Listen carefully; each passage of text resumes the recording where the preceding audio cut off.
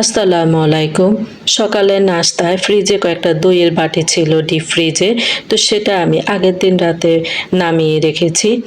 মাইশার আব্বু সন্ধ্যায় কিছু কলাও এনেছিল। তো ভাবলাম কলা, দই, চিড়া দিয়ে আমাদের সকালের নাস্তা হয়ে যাবে। যেহেতু অনেক গরম পড়ছে তো রুটি খেতেও ভালো লাগে না। তো ভাবলাম দই চিড়া করি। তো এখানে খাওয়ার পর একটা বাঙ্গি ছিল, বাঙ্গিটাও কেটে নিয়েছি। তো এখানে কিছু শাক ভেজে নিচ্ছি, এলামচির শাক। মাইশার আব্বু আগের দিন রাতে মেজবানি একটা প্রোগ্রামে গিয়েছিল, তো আসার সময় কিছু গরুর মাংস নিয়ে এসেছিল।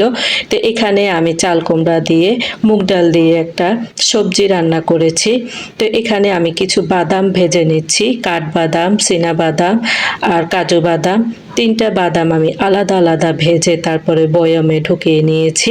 তো এই তো আজ এ পর্যন্তই ভিডিওটা। সবাই ভালো থাকেন। আল্লাহ হাফেজ।